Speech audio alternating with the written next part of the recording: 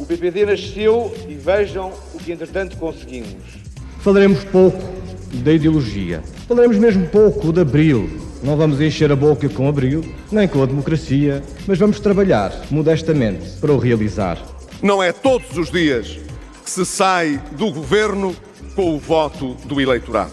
Um governo que não reforma e que se limita a gerir a conjuntura é um governo que não está a preparar o futuro de Portugal. Olá, bom dia. Seja bem-vindo à primeira edição do nosso podcast semanal Ideias Centrais. Hoje temos connosco o nosso deputado mais jovem da nossa bancada parlamentar e candidato à liderança da Juventude Social Democrata, Alexandre Poço. Bom dia, Olá, Alexandre. Bom dia, obrigado pelo convite. Muito obrigada, nós também. Desde já gostaríamos de saber e conhecê-lo um bocadinho melhor, portanto, fale-nos um bocadinho do seu percurso. Muito bem, então eu tenho 27 anos, nasci em Oeiras, onde ainda vivo hoje em dia. Tirei a minha licenciatura, acabei o meu mestrado em 2015 na Universidade Nova de Economia, em Gestão. Comecei a trabalhar em 2014 numa consultora, onde fiz auditoria financeira e depois consultoria financeira. Trabalhei na PwC durante 5 anos, até às últimas eleições legislativas, onde fui eleito pelo Círculo Eleitoral de Lisboa, deputado à Assembleia da República. O meu interesse pela política começa, eu diria, por um simples facto. Em minha casa, a minha mãe obrigava-me, entre aspas, sendo que depois passou a ser um gosto, a ver notícias. Ou seja, nós regularmente, eu vivia com a minha mãe, com os meus 2 irmãos, tínhamos de ver as notícias enquanto jantávamos, tínhamos de estar sempre atentos às notícias. E disto que começou por ser uma obrigação enquanto criança, depois enquanto adolescente comecei a ter um gosto enorme por estar sempre a ver notícias. Enquanto que os meus irmãos faziam guerra pelo comando da televisão para pôr a música ou pôr outro tipo de programas que mais de entretenimento, os meus irmãos gostavam muito de surf, muito de filmes, eu gostava de estar a ver notícias. E é assim que surge o meu interesse por política, que quando eu tinha cerca de 6, 7 anos, era primeiro-ministro António Guterres, eu lembro-me de um dia estar no supermercado com a minha mãe e de repente olhar para uma capa de jornal e dizer à minha mãe: este senhor que está aqui não é aquele que estava a falar ontem à noite na televisão. E portanto, desde cedo, embora na minha família ninguém, até eu entrar na política, tivesse tido algum tipo de participação política, eu ganhei esse gosto e ganhei um gosto enorme também por, eu diria, as experiências que tive enquanto estudava. Enquanto estudava, quer na minha escola primária, quer no ensino básico, quer no ensino secundário, comecei a ganhar um gosto enorme por perceber as condições de vida dos meus colegas. Eu sempre estudei em escolas que tinham na sua proximidade bairros municipais e, portanto, as minhas turmas tinham muitas pessoas oriundas de bairros municipais e eu próprio ganhei essa sensibilidade de procurar sempre perceber quantas pessoas é que viviam em cada casa, que era sempre um problema e que era sempre um tema muito relevante na vida dos meus colegas, se tinham dinheiro para comprar livros, se tinham ação social escolar, e eu diria que aquilo que me fez ganhar uma consciência crítica e começar a perceber, não, nós devemos conseguir fazer algo para melhorar a vida das pessoas. E eu gosto de dizer que faço política porque esse é o meu objetivo, é conseguir que as pessoas à nossa volta, na nossa comunidade, tenham mais bem-estar, vivem melhor, conseguem pôr os seus filhos a estudar, conseguem ter um trabalho que paga um melhor salário. Ganhei-o, eu diria, na escola.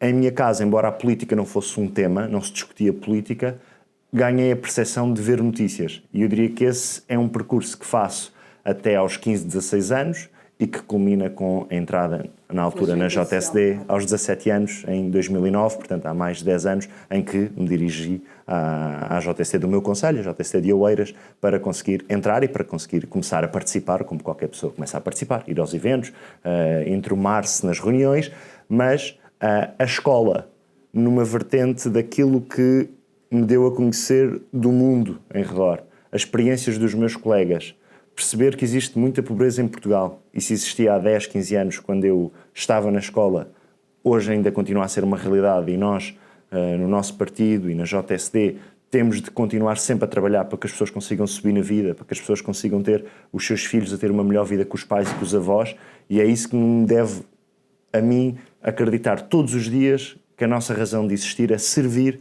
a qualidade de vida e o bem-estar das pessoas.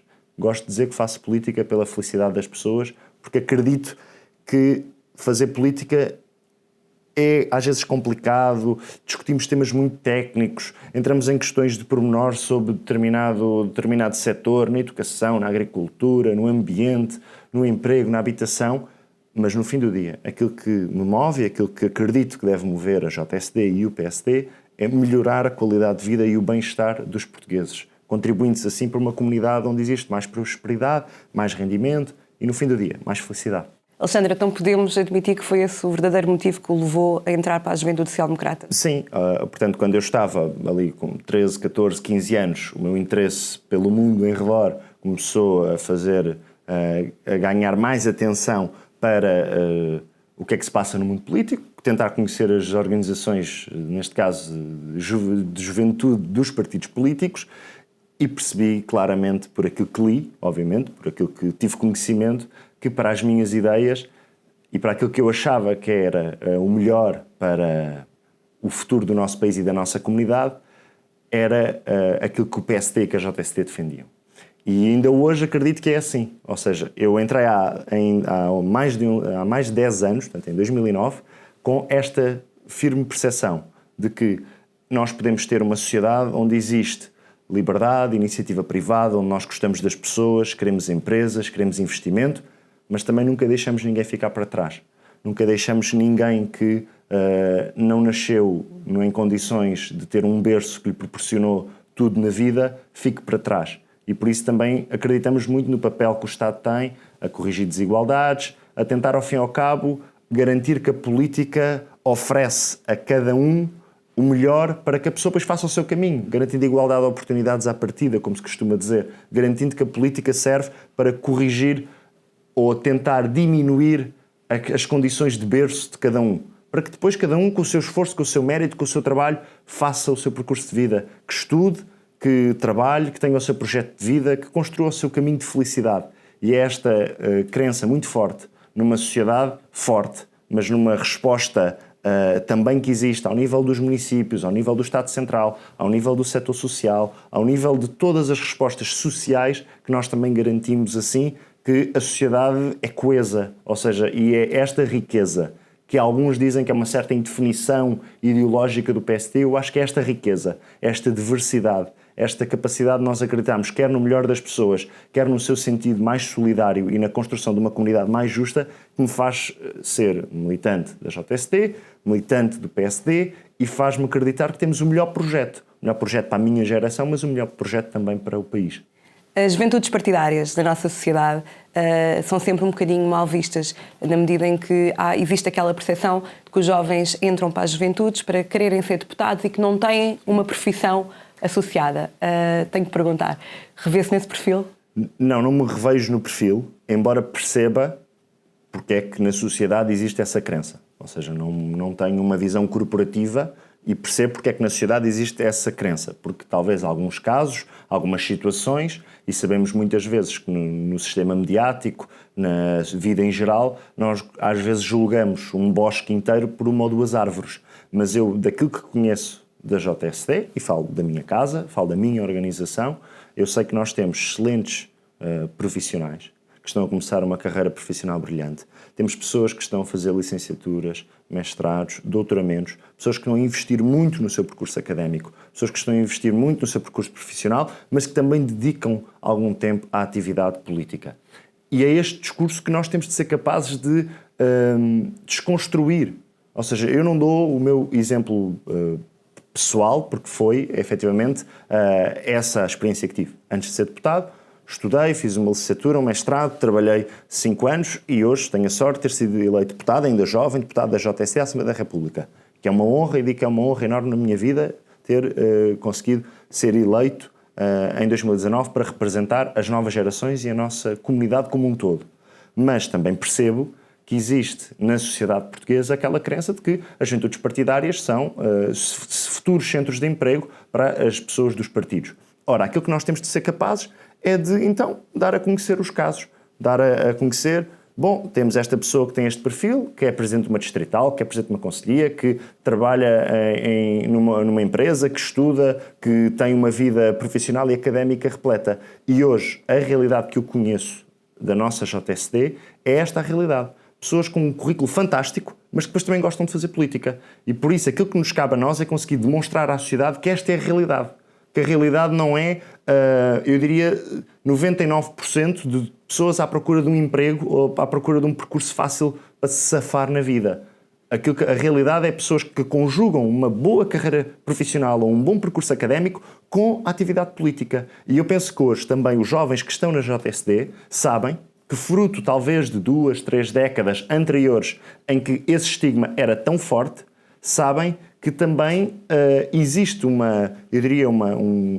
forte reconhecimento da sociedade se tiverem um percurso profissional, um percurso académico, antes de ter um cargo político ou antes de ser eleito, seja numa autarquia, seja para a Assembleia da República, seja integrar um governo, seja para que órgão público for, para desempenhar um cargo político. E eu sei que as pessoas da JSD têm esse interesse. E há hoje também, na nossa geração, esta firme convicção de que nós temos de ter um bom percurso académico e profissional. Porque se nós não conseguimos ser competitivos, não conseguimos ter um melhor salário, não conseguimos ter um percurso de vida que nos permita alcançar os nossos sonhos e cumprir as nossas expectativas. Até porque estamos no mundo global, estamos no mundo europeu, concorremos com muitos jovens de outros países, queremos ter um espaço no mercado de trabalho e nem sempre é fácil, e por isso, hoje na JSD, eu diria que a esmagadora maioria, se não quase todos os dirigentes e militantes da JSD, não confirmam essa frase, que eu sei que é comum.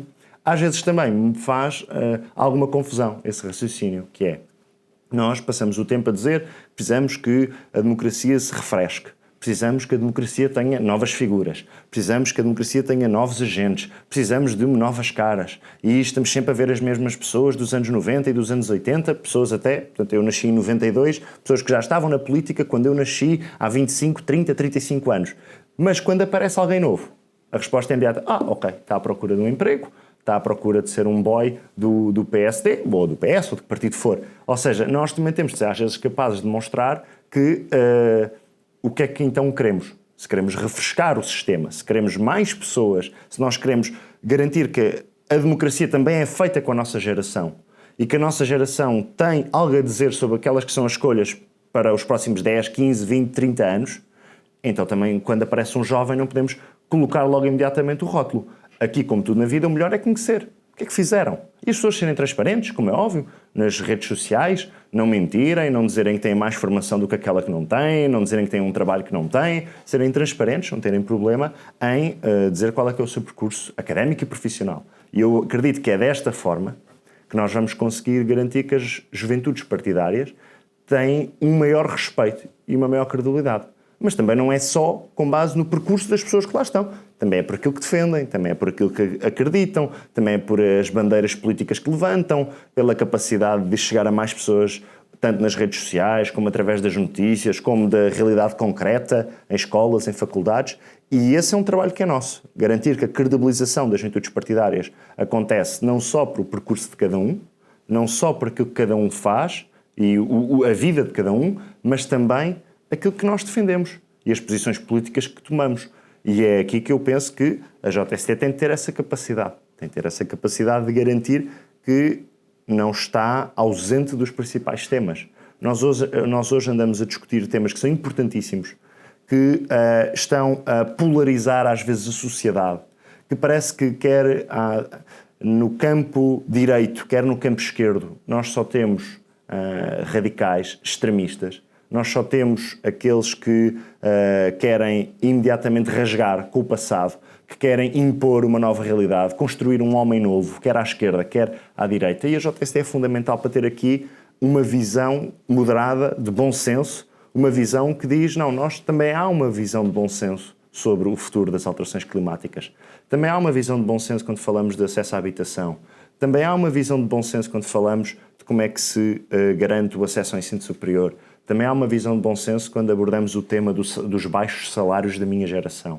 Ou seja, em todos os temas, a JSD tem de ser uma voz credível a falar dos interesses da nossa geração. É para isso que nós servimos.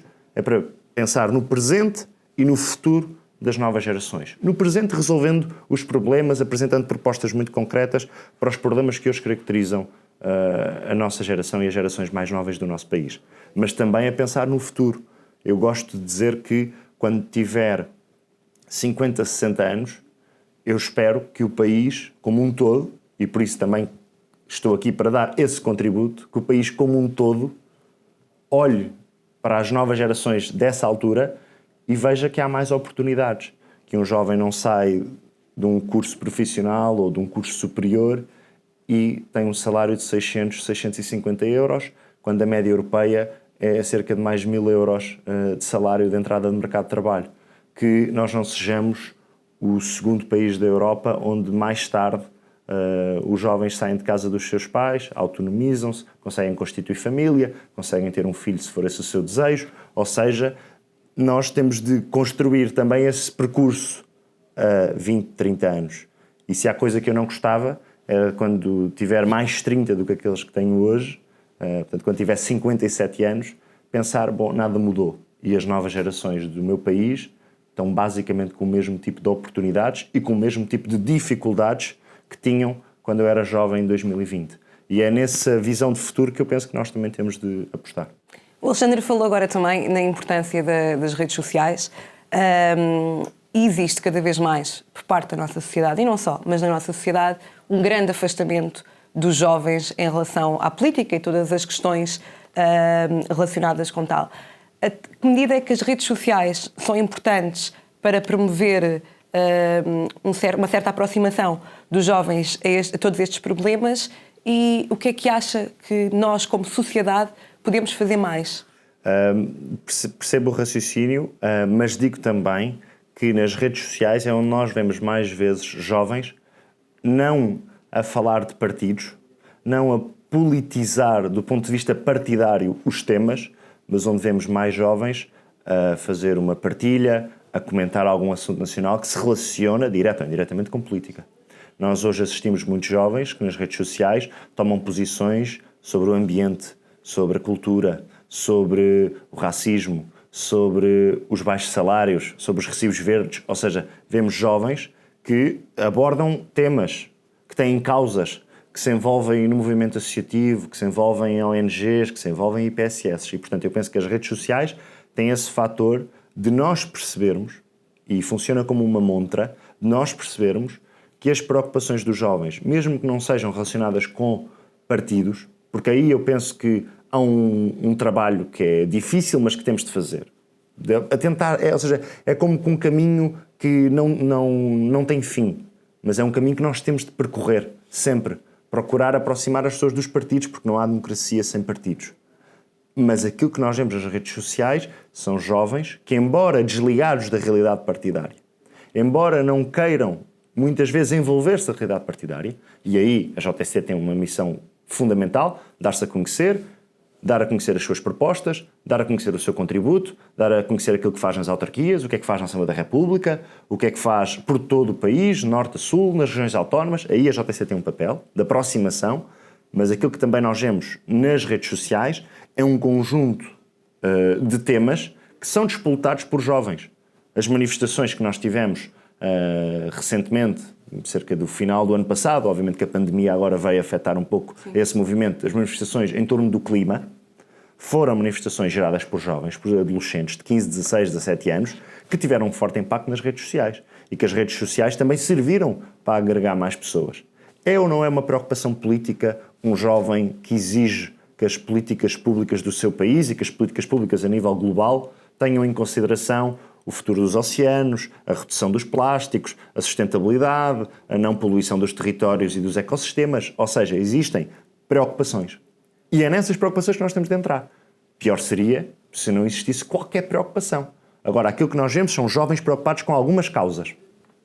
E para essas causas, a JST, sendo uma estrutura de política baseada em jovens, ou seja, ser uma estrutura política de jovens e para jovens, tem de então saber auscultar quais é que são também as preocupações que, não sendo partidárias ou não sendo políticas no seu sentido mais estrito, revela uma forte preocupação com a organização da sociedade e que, indireta ou diretamente, estão relacionadas com política, como aqueles casos que já referi, em torno do clima, mas também em torno da discriminação racial, em torno de imensas áreas onde nós vemos a opinião dos jovens a emergir nas redes sociais. Mas todo esse envolvimento nessas causas a nível das redes sociais e toda essa opinião depois não se reflete a nível de participação eleitoral, porque continuamos a ter taxas de abstenção altíssimas, não é? Sim, eu concordo plenamente. Ou seja, sabemos pelos vários estudos que os jovens são dos grupos que mais se abstêm.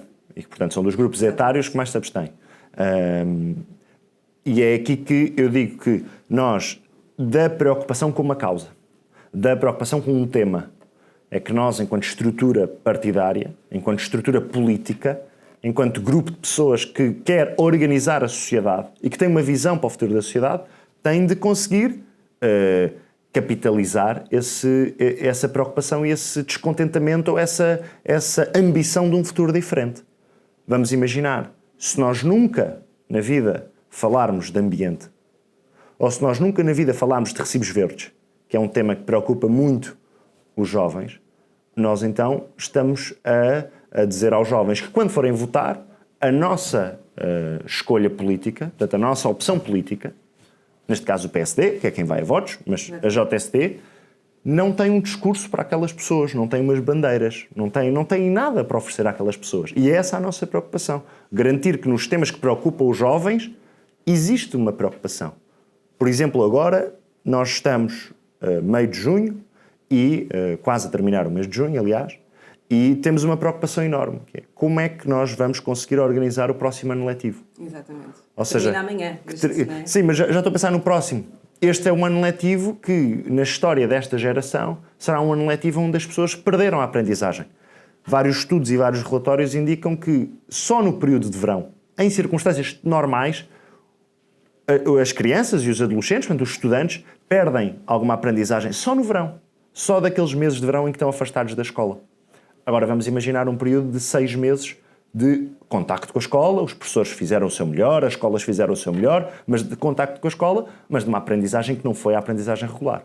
E, portanto, o ano letivo 2020, 2021, 2022 vai ser marcado pela necessidade de nós termos planos, respostas, tutoriais, identificação de casos em cada escola, de quais os alunos mais desfavorecidos, quer ao nível socioeconómico, que tiveram dificuldades de aprendizagem, quer aqueles que não estão a conseguir acompanhar o percurso normal que se espera que se retome no próximo ano letivo, porque tiveram esta pausa.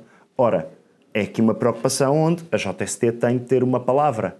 É uma preocupação tal como o facto de muitos jovens não conseguirem ter acesso a apoios excepcionais devido à pandemia, porque não tinham determinado tempo de descontos ou porque os recibos verdes ainda não lhes permitiam. Ou seja, todas estas preocupações, que são preocupações das novas gerações, a JST tem de ter uma resposta. E pensar muito concretamente e não ter uma resposta que é só, sim, estamos preocupados e gostávamos que fosse resolvido. É apresentar propostas. É dizer, bom, no próximo ano letivo, se calhar todas as turmas têm de ter planos específicos de apoio. Se calhar precisamos de mais professores a dar apoio àqueles alunos. Se calhar precisamos de reforçar os tempos letivos, se for essa a conclusão. Se calhar o governo que nada fez poderia aproveitar o verão que vamos ter agora para conseguir, como está a acontecer noutros países europeus, para conseguir que os alunos consigam recuperar alguma aprendizagem.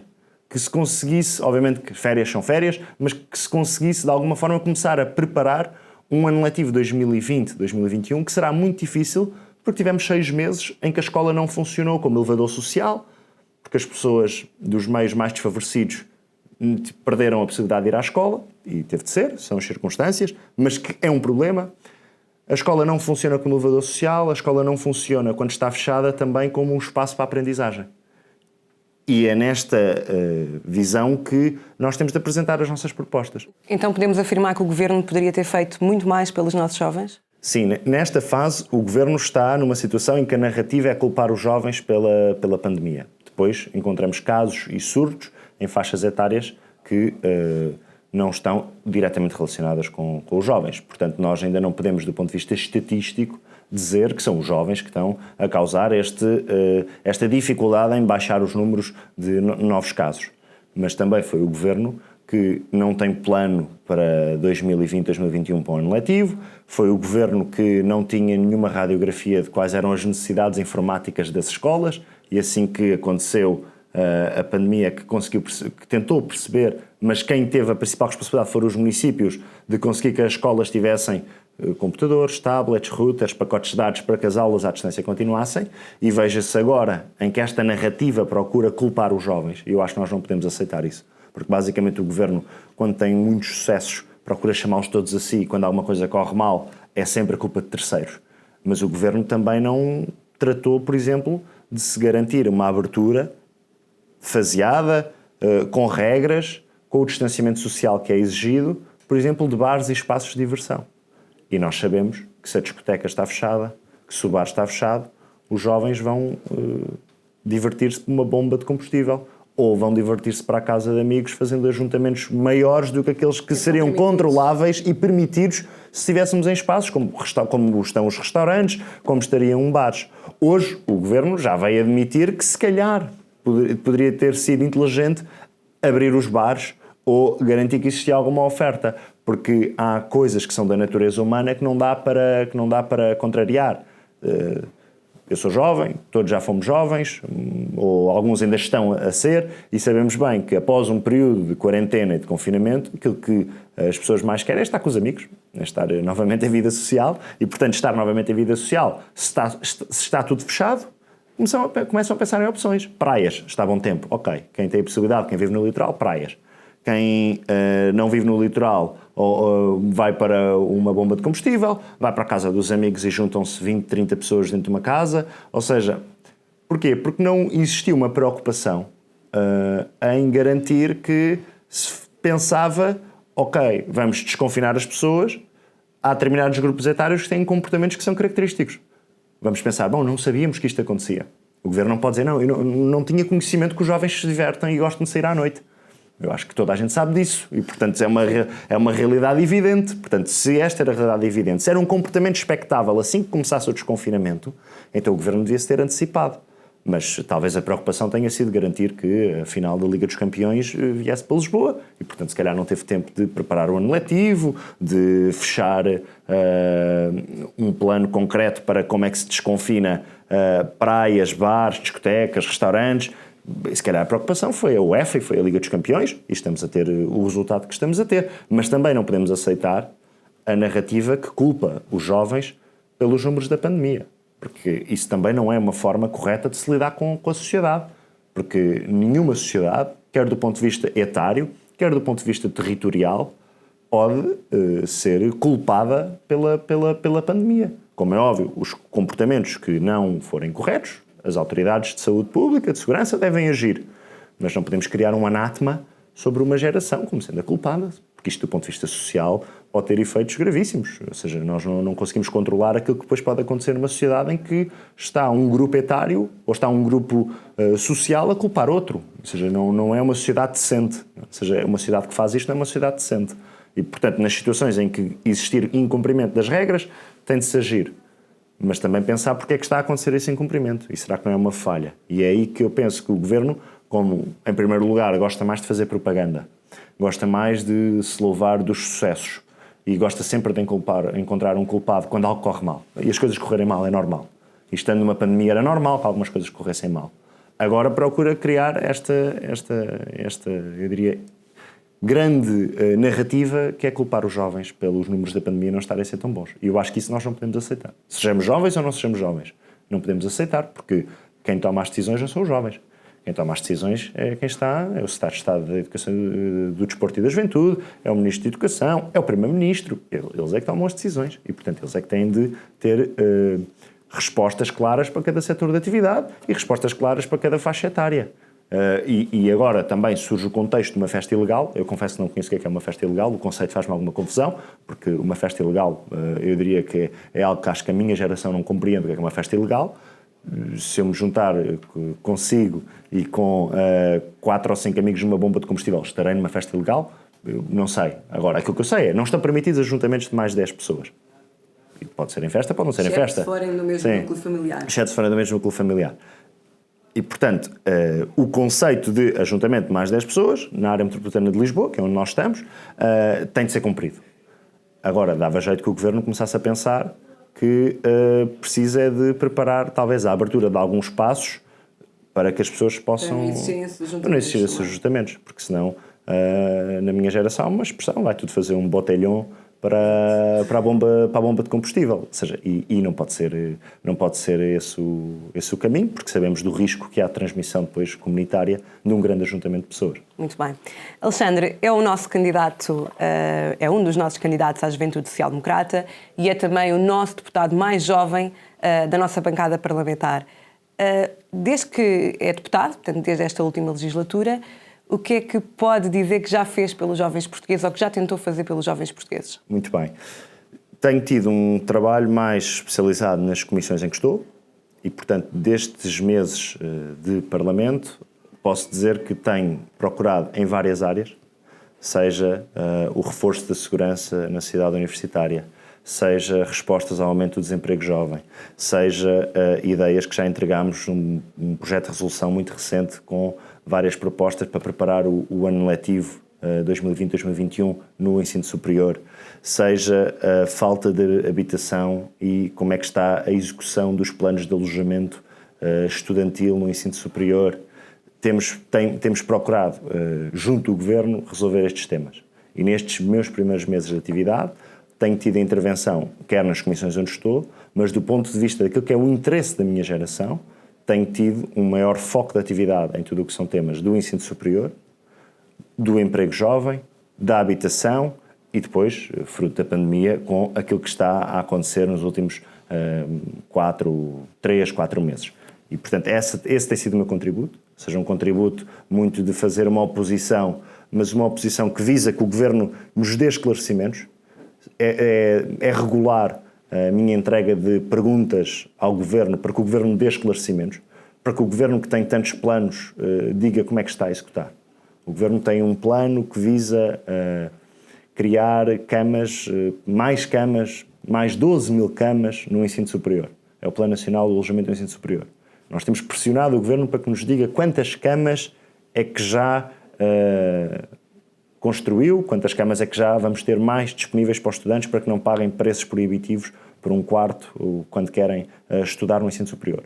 Por outro lado, tenho também pressionado o Governo sobre a segurança na cidade universitária, tendo em conta que já aconteceram vários episódios de criminalidade violenta na cidade universitária e as associações académicas e as associações de estudantes, que estamos regularmente a ouvir, e digo estamos porque é um trabalho que é feito com os deputados da JST, têm-nos feito chegar essas preocupações.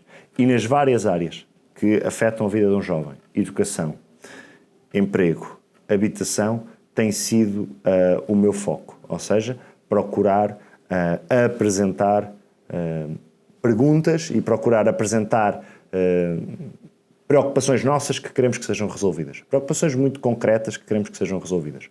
Por outro lado, temos também, no âmbito daquilo que é o compromisso eleitoral da JST das eleições legislativas de 2019, apresentado algumas propostas, um projeto de lei que apresentámos no início deste mandato, os deputados da JST, foi o tema da regulamentação do lobbying junto de cargos, junto de instituições políticas. Essa tem sido uma bandeira também que temos defendido e que já apresentámos um projeto de lei sobre o tema e estamos a preparar mais projetos de lei ou projetos de resolução que digam respeito àquilo que era o compromisso da JST nas eleições legislativas de 2019, mas também com as preocupações que temos sempre e que são muito relacionadas com os desafios de emancipação de um jovem. Por exemplo, nós sabemos que o desemprego jovem está a disparar e já questionámos o Governo.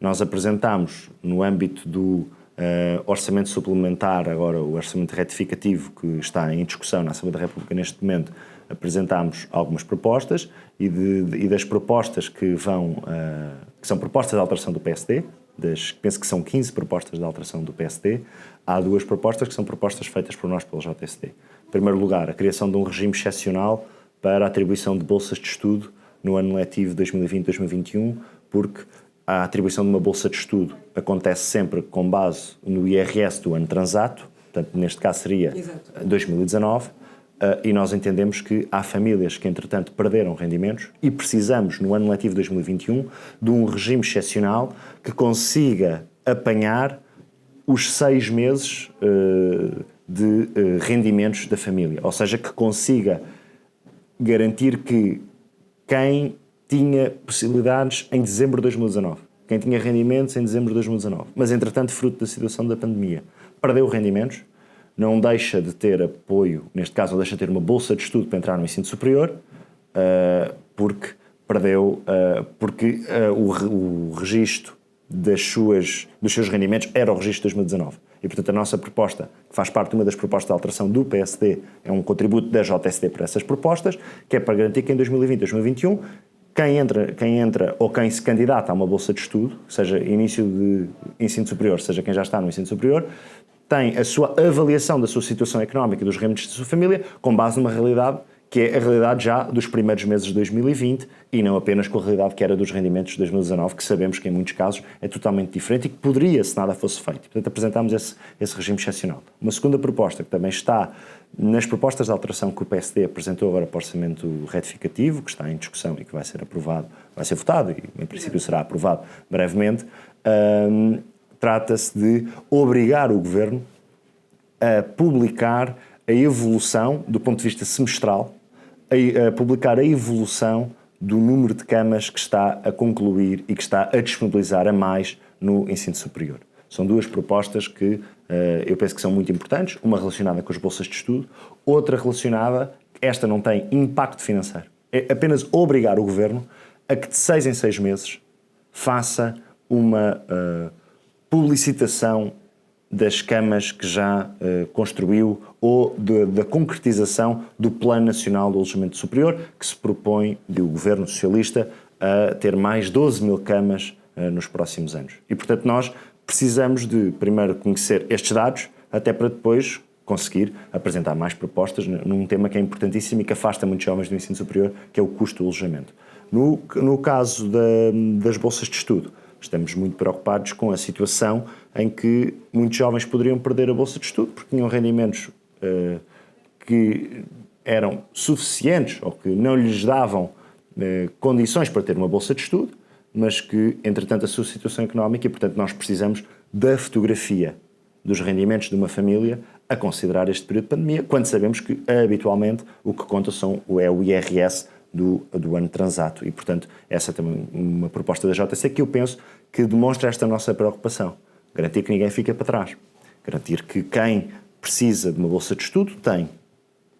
Que uma família que não tem meios económicos para pôr um filho no ensino superior tem um apoio do Estado. Que tem um apoio social, que tem um apoio da comunidade como um todo. Para que um jovem, para que uma pessoa se possa formar.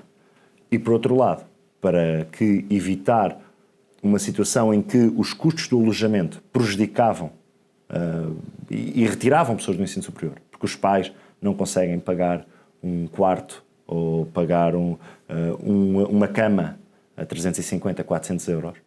E 450, como sabemos que há casos, nomeadamente em Lisboa e no Porto, garantir que as residências que são feitas, os planos que o Governo tem para o alojamento estudantil, que são conhecidos, e que se o Governo se propôs a fazer 12 mil camas, que regularmente, nós apresentamos a proposta do ponto de vista semestral, comunique quantas camas é que já estão feitas e para que não seja apenas um plano, como os socialistas gostam de fazer, têm planos e agendas para tudo e depois a concretização é que nós temos de estar em cima. E, portanto, destes meses destacava este percurso, quer ao nível de projeto de lei que já entregámos, dei o exemplo do lobbying, quer ao nível de projetos de resolução, um exemplo de várias medidas que apresentámos para o ensino superior em 2020, 2021, perguntas ao Governo para pressionar o Governo a dar respostas e, neste caso, como já tínhamos feito no Orçamento de Estado para 2020, onde conseguimos também nas bolsas de estudo garantir que o limiar de elegibilidade, portanto, era maior, ou seja, que mais pessoas eram elegíveis para a bolsa de estudo, foi uma conquista nossa no Orçamento de Estado de 2020, portanto, que foi aprovado no início deste ano, mas agora que temos um orçamento retificativo, que nós conseguimos também dar um contributo para esta situação de pandemia e destaco das 15 propostas que o PSD apresentou, há 2 que são contributos diretos da JSD. Muito bem. Como já referi, o Alexandre é um dos 2 candidatos à liderança da Juventude Social Democrata E gostaríamos, por último, também de saber o que é que distingue o seu projeto da sua opositora, da deputada Sofia Matos, e o que é que o levou a querer liderar a maior juventude partidária em Portugal. Muito bem. O que me levou a querer liderar a JSD é ter a firme convicção de que serei capaz e que terei a competência necessária para garantir que a JSD tem uma agenda muito forte para as novas gerações, que todos aqueles temas que nós já falámos até aqui são bandeiras nossas, que a JSD tem uma voz em todos os temas que dizem respeito ao futuro da minha geração. E já falámos aqui de vários exemplos.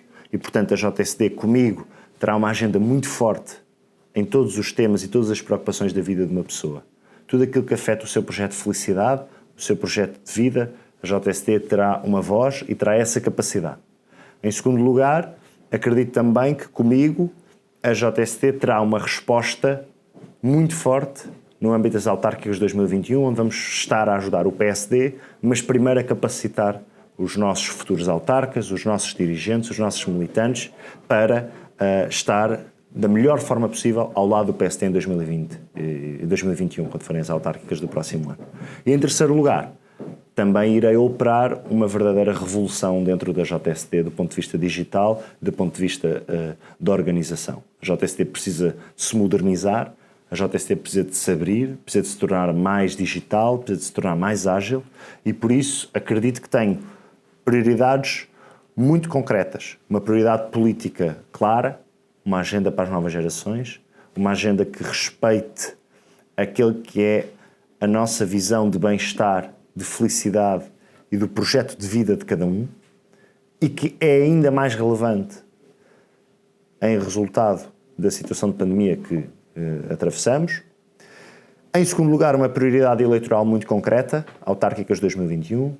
E em terceiro lugar, uma prioridade que é organizacional, mas que eu penso que está muito relacionada com as duas primeiras, com a minha prioridade política e a minha prioridade eleitoral, que é garantir que a JSD tem uma casa que é atrativa para os jovens, que é ágil, digital, moderna no seu interior e que nos permite, enquanto estrutura, estar mais capacitados para fazer política, para defender as nossas posições políticas, para garantir que atraímos mais jovens, que temos mais militantes, que filiamos mais, que crescemos, que temos uma maior penetração no meio associativo, no meio académico, nas associações de estudantes, nas escolas, nas faculdades, que contactamos com vários setores de atividade, ou seja, que temos uma capacidade de falar com o setor da cultura, com o setor do ambiente, com o setor agrícola, com o setor do empreendedorismo, com o setor social, ou seja, que temos essa capacidade. E eu vejo-me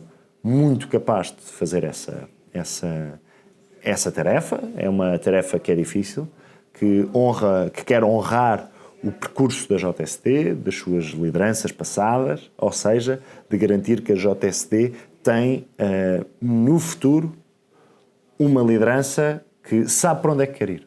E eu tenho a certeza absoluta que quando as pessoas estiverem a avaliar a minha candidatura no âmbito do processo eleitoral, as pessoas sabem, conseguem ter uma visão do que é que será a JSD liderada por mim. As pessoas sabem que aquilo a que me comprometo vou fazer. Portanto, sabem que no dia a seguir à eleição nós estaremos focados na nossa prioridade política, na nossa prioridade eleitoral e também na nossa revolução interna dentro da JSD. E é essa previsibilidade, porque as pessoas sabem que o que eu digo faço, o que eu prometo cumpro e que quando estou na liderança de um cargo, que já tive experiência ao nível do meu concelho, que tenho experiência ao nível do meu distrito e que tenho também estado nos órgãos nacionais, que estou sempre comprometido em agir, que não tenho nada que me limite do ponto de vista da minha ação e que garanto que existe sempre na minha atividade uma visão de um país como um todo, em que às vezes é mais fácil encontrar-me no interior, e eu vivo em Oeiras, ou que é mais fácil encontrar-me na Madeira ou nos Açores, em que é mais fácil encontrar-me no Alentejo, em Trás-os-Montes, no interior do nosso país do que no meu distrito e no meu município. Porquê? Porque tenho dado a minha vida, tenho dado o meu percurso à JST, porque gosto genuinamente da JST. E como gosto genuinamente da JST e acredito muito no seu papel para fazer aquilo que disse ao longo desta conversa neste podcast, é que estou totalmente disponível sempre para a JST. E não estou disponível para a JST apenas quando há eleições.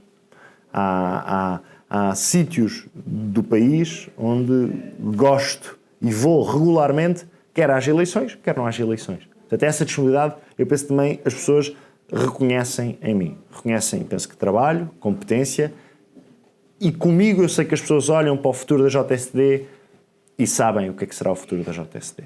E eu acho que é essa previsibilidade que me garante que a JST fará a escolha certa e que no dia do Congresso Nacional, dia 26 de julho, o nosso projeto sairá vencedor. Porquê? Porque oferecemos mais garantias às pessoas, aos dirigentes, aos militantes da JST, de um futuro que as pessoas sabem com o que é que podem contar.